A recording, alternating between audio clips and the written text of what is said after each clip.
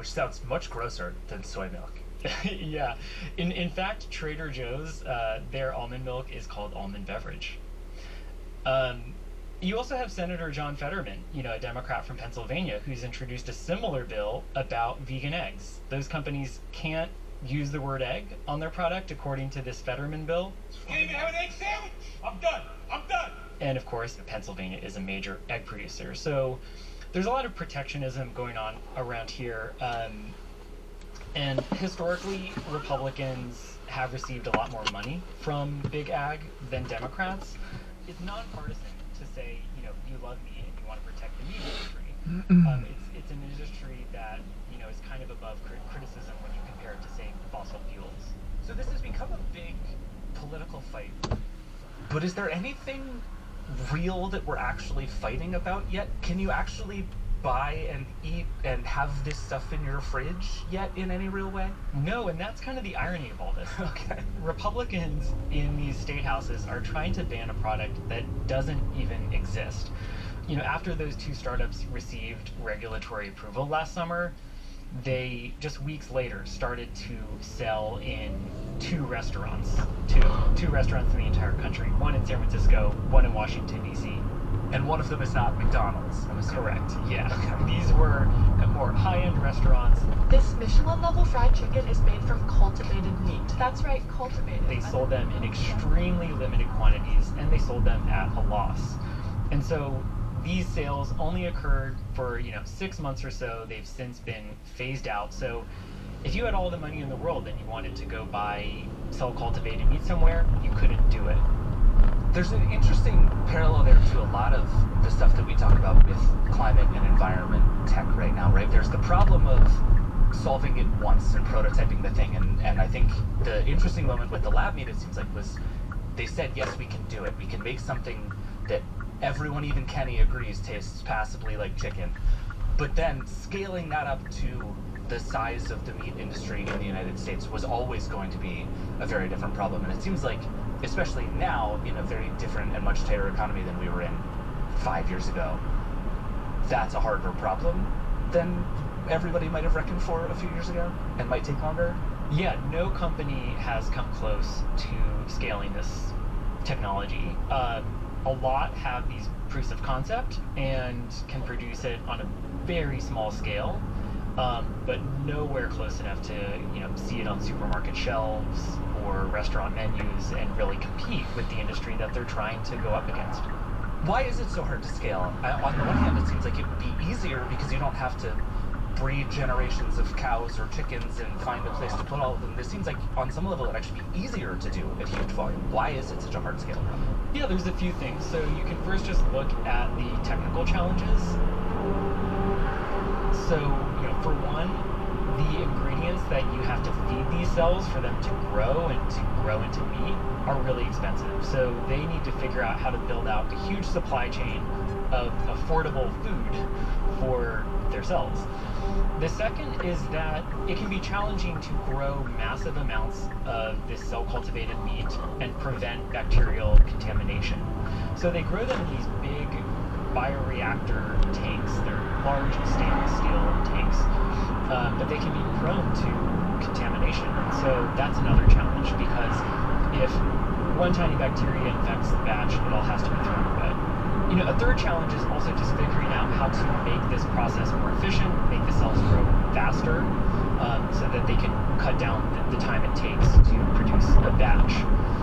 Secondly, this is a really capital-intensive project. If you think of our meat industry, it's developed over the last, you could argue over the last 10,000 years or so. Yeah, we've been doing this a while. Yeah, but over the last century, we've seen what we would consider the factory farming or industrialized model really scale. And it's scaled with the help of a massive ecosystem of government research and funding, of land-grant universities.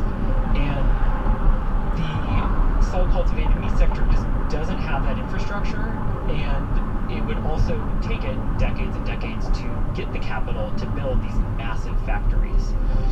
So there's all of these kind of technical and economic realities that are stacking up to kind of cause this reckoning moment within the sector, that the promises they made over the last decade that this is around the corner, that we're going to be able to start to scale as once we get regulatory approval, just aren't going to come to fruition just yet. And if this does succeed, it's going to be decades from now.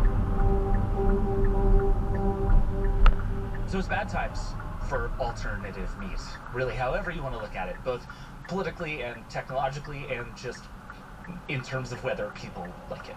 Yeah, we're kind of in an alternative meat winter. Yeah, okay. So what does that mean for our non-alternative, non-lab, old-fashioned meat consumption?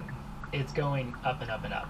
Meat consumption has reached about 225 pounds of meat a year in the United States, which is higher than virtually any other country in the world and is the highest it's ever been in the US. That has massive implications for climate change and the environment, animal welfare, and public health. And cell-cultivated meats, along with plant-based meats, were really hailed as a way to kind of alleviate these problems that stem from meat production, but without having to change consumer behavior. The thought was you could just change meat itself.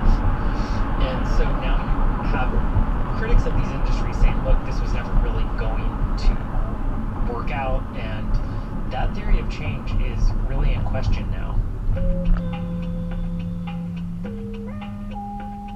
Coming up, why the source of our meat matters so much.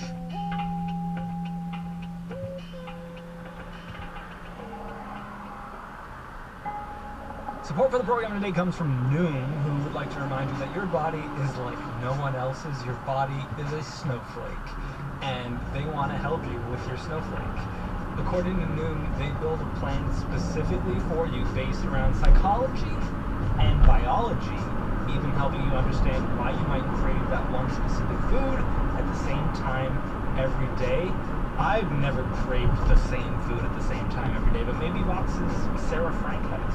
Using Noom, I liked how easy it was to get set up, and I liked their super friendly features that allowed me to track and input my workouts, goals, moods, and stress levels every day. You can stay focused on what's important to you with Noom's psychology and biology-based approach. Sign up for your trial today at Noom.com. That's Noom.com.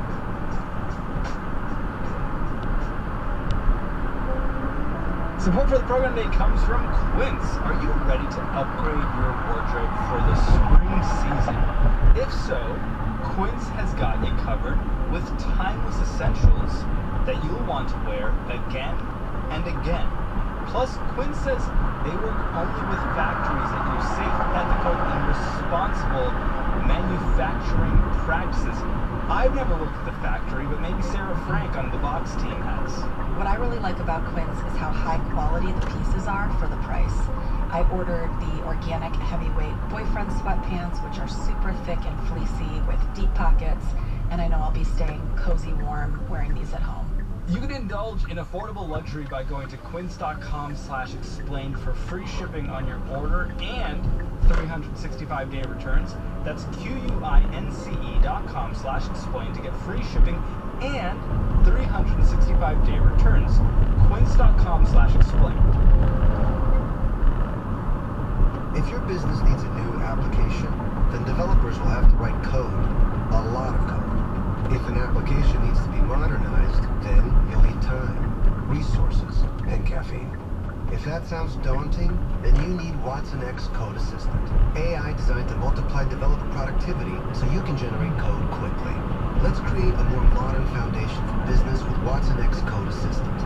Learn more at IBM.com/code assistant. IBM. Let's create. What's more American than a cheeseburger? This cheeseburger, loaded with a hot dog and potato chips, in the hands of all-American mama David Pierce. I'm filling in as host today on Today Explained. Okay, Kenny, when we left off, you were saying that Americans are actually eating more meat than ever and not the lab-grown variety. Remind us why it's such a bad thing that we're eating so much meat. First, there's the environmental piece. So, if you look at this broadly, there's the climate change aspect of it. Around 90% of Amazonian deforestation is a result of livestock production. It's the #1 user of antibiotics worldwide, the #1 user of fresh water worldwide. Plus, it's out more greenhouse gases than the whole of the transport sector, planes, trains, and automobiles. Looking just at the United States, we raise about 10 billion animals for food. That's mostly chickens. And the emissions come from a few sources, primarily cattle and their belches. In digesting their high-fiber diet, cows emit methane as a byproduct, making them one of the least climate-friendly sources of food on the planet. The second is the animal's manure contains high levels of nitrous oxide, which is also a very potent greenhouse gas. And then we also dedicate a vast amount of land in the United States to growing corn and soy to feed all these animals. And we spray a lot of fertilizer and pesticides to make that corn and soy grow big and fast. But producing all of that fertilizer and pesticide also produces a lot of emissions. So it's the animals themselves, but it's also emissions from all the food we have to feed them. And you mentioned there's also a pollution problem on the other side of this too? Yes, so the 10 billion animals we raised for food, they generate a lot of manure, about 1 trillion pounds annually. That's twice as much as humans in the US. And a lot of that manure ends up in rivers and streams. In Iowa, manure runoff is thought to be a major contributing source of bacteria, which forced beach closings during the summer. So you have all of this waste, whether it's from the crops or from the animals themselves, that is, essentially trashing America's rivers and streams. So we don't just have a meat problem, we have a pooping, burping animal problem. Yeah, it is, you could call it a really shitty problem if you wanted to. But, it's not just climate change and pollution, it's also resources. It takes an incredible amount of resources to grow all this meat and dairy. We often call the fossil fuel industry extractive. You could apply that same word to animal agriculture, which uses about 41% of US land. It is devoted to meat and dairy production in one way or another. Most of that is for cattle grazing, but also a lot of it is to grow corn and soy. When you're driving through the Midwest, all that corn and soy, it's not being turned into tofu and corn on the cob. It's mostly being turned into livestock feed. So is this a known thing? I feel like we talk all the time about celebrities in their private jets and we yell at Taylor Swift for how she moves around the US. And everybody's mad at Joe Manchin in West Virginia over coal. But I don't recall any congressional yelling or protests about cattle burping. Why aren't we yelling about this? I think there's a few reasons. One is that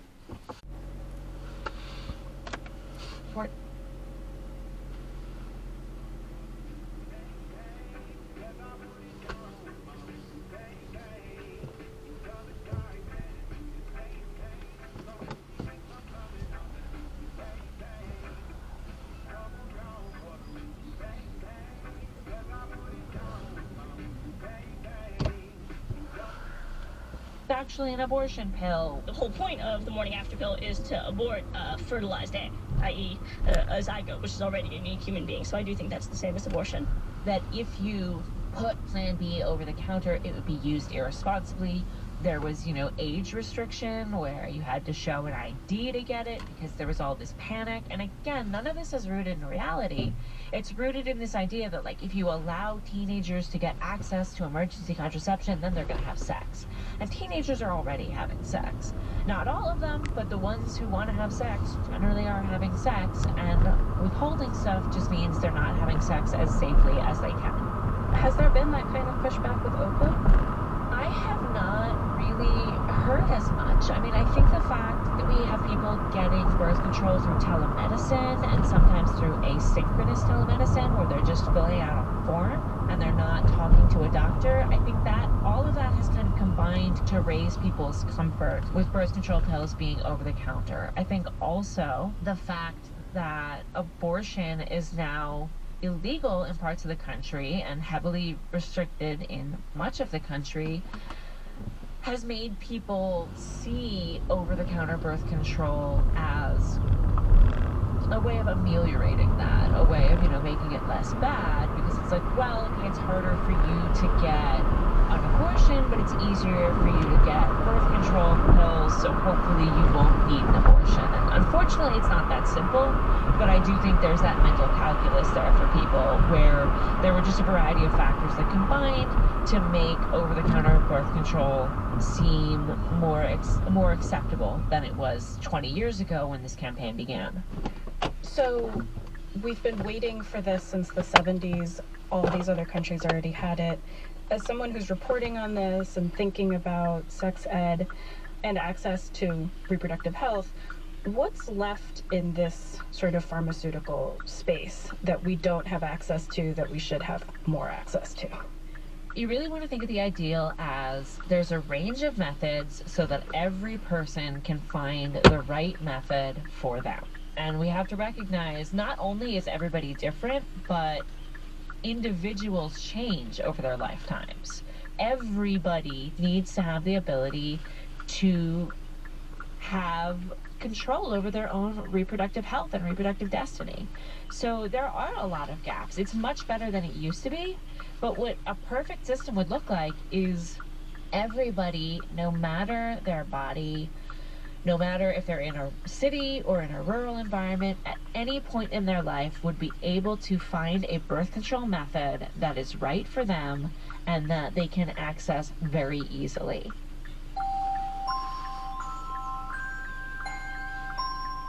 Lux Alptrom is a freelance journalist who covers sexual health and is a former sex health educator. Coming up, so how's it looking for all the prescription birth control?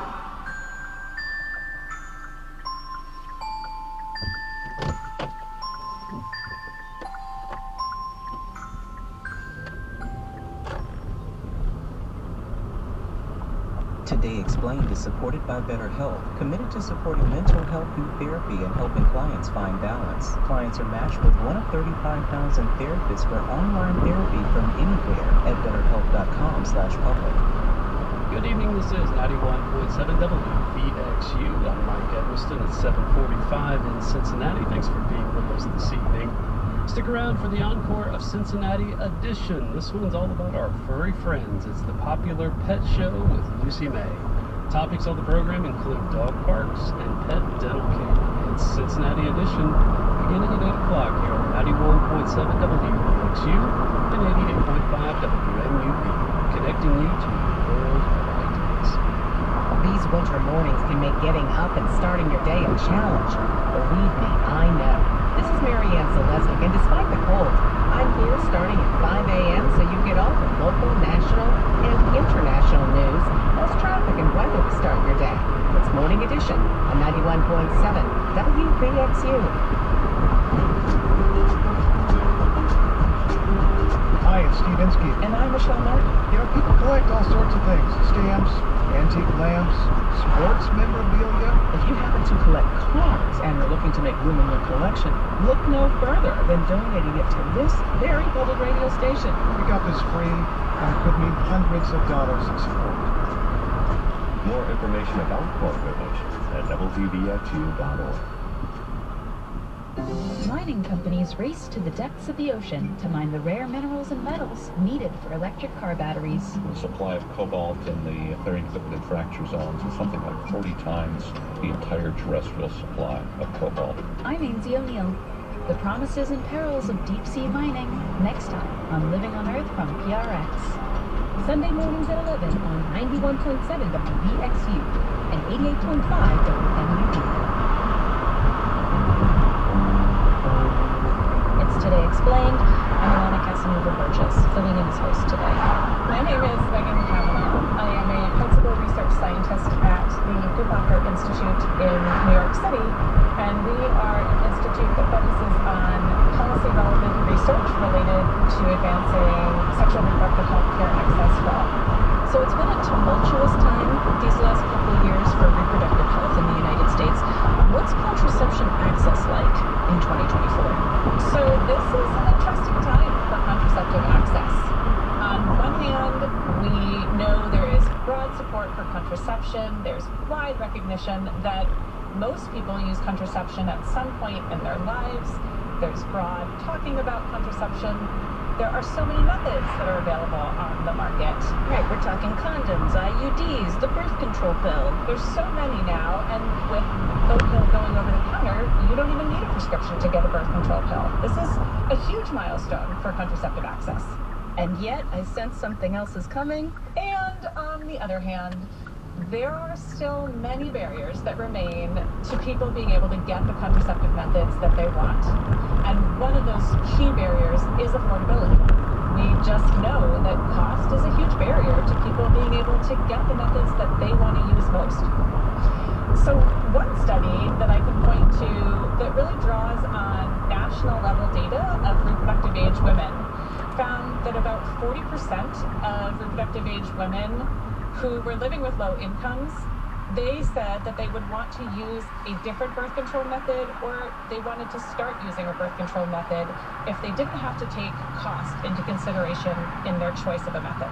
So in other words, 40% of low-income women aren't happy with the contraception that they're using. They would change if they could afford it. And how does health insurance come into play with that? So in that same study that I was just describing, we found that people who did not have health insurance coverage were more likely to say that they wanted to either switch their contraceptive method or start using a new method than people who already had health insurance coverage, like public health insurance coverage or private. And what are the other accessibility barriers? What else did people talk to you about? So a lot of those barriers have to do with having to go to a healthcare provider to get a prescription. Some of those barriers are things like not having a usual healthcare provider that you go to for sexual and reproductive health care. These are all like convenience-related factors that people have to navigate just to get in the door to a healthcare provider. And all of us have had those experiences of not being able to get an appointment when you want to get an appointment with your provider, and so being delayed and trying to get in to get the care that you want. And that has ramifications when we're thinking about wanting to use a method of birth control to prevent pregnancy. As you said, you study access to birth control in the U.S. So when the Dobbs decision came down, overturning Roe versus Wade, what did you expect that would mean or might mean for access? We were concerned that potentially this might impact people's ability to get contraceptive care. So we looked at changes in overall contraceptive use, so did people use contraception or did they not? And then we also looked at specific method use, so we looked at use of IUDs, use of permanent methods, use of pills, use of each specific method that people could report using. What we did find was changes in people's actual access to contraception. People reported higher levels of delays and trouble in accessing the methods that they wanted to use after the Dobbs decision as compared to before the Dobbs decision. For those folks who were actually able to get contraceptive care, they reported the actual care was lower quality after the Dobbs decision compared to how they described the quality of that care from before the Dobbs decision.